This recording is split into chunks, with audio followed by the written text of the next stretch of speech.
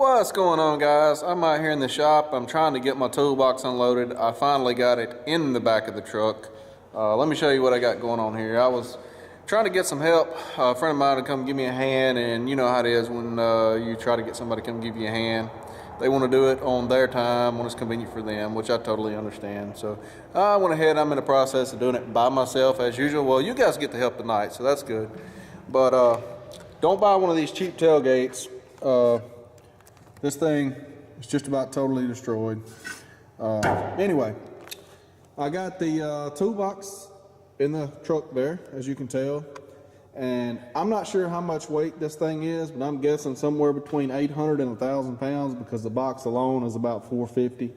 And then it's slammed full of tools. I damaged the back of it here a little bit. When I was getting it out the house, hit the doorway with it, trying to move it around, and I broke the handle off the other end, which is not that big a deal. I'll TIG weld that back on.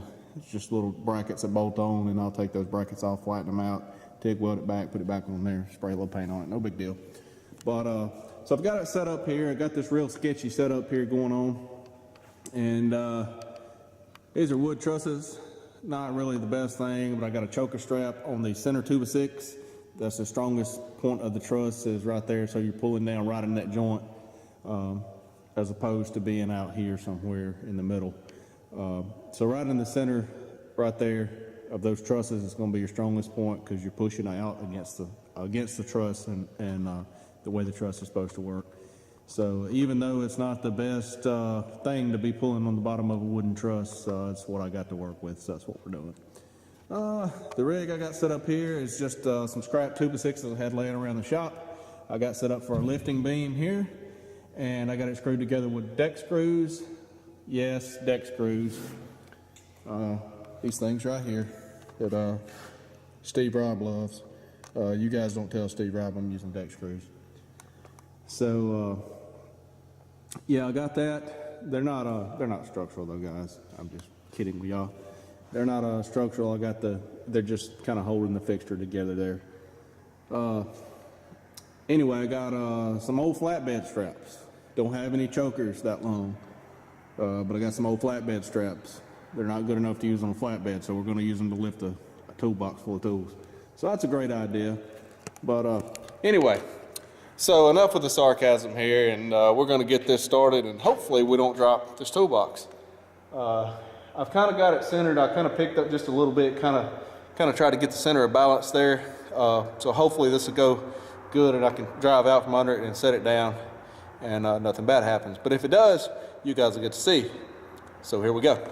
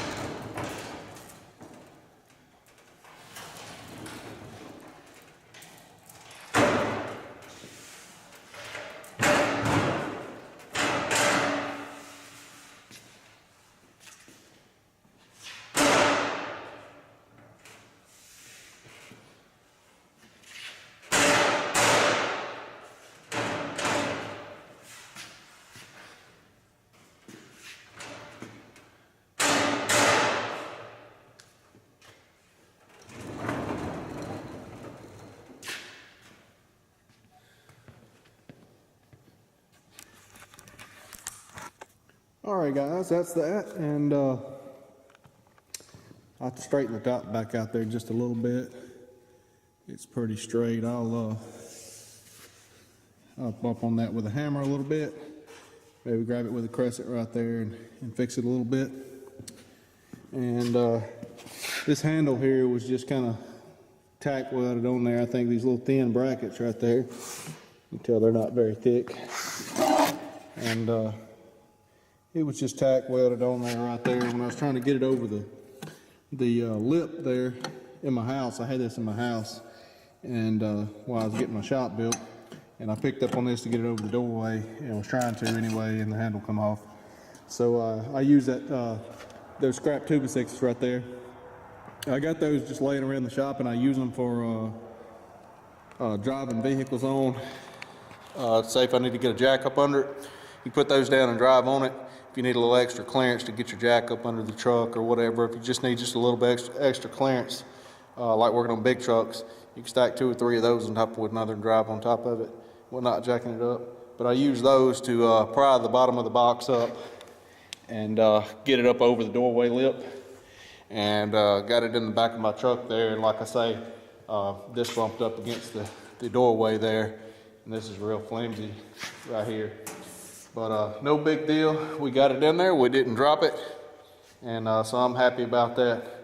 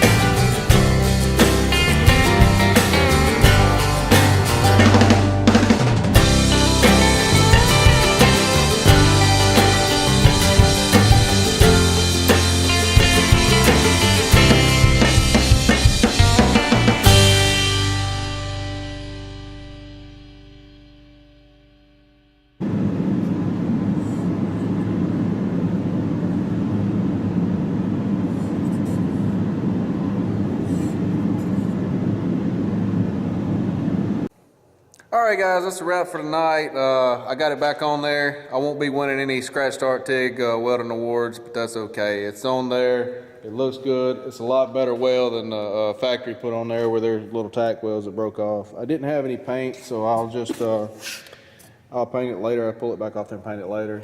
I worked on these dents here. I don't know if you can tell. Got that looking a lot better. So anyway, I got it in the shop and everything. So I'll mess with that later, and one of these days I'm gonna get a better welding machine, something that's not so loud. I know a lot of you guys don't like the music that I put on some of the videos, just to drown out, because this thing is so loud, this diesel welding machine. I need to get a proper welding machine so I don't have to listen to that thing. But anyway, and for TIG welding, it's definitely not very well. You know, you have no high frequency and you got no amperage control, so it's a pretty crude way of doing things. And I've got to get a better workbench and everything out here. Trying to squat down on sawhorses and trying to do that like I was doing is not great. So anyway, more things to work on and whatnot. So thanks for watching, you guys, and we'll see you next time.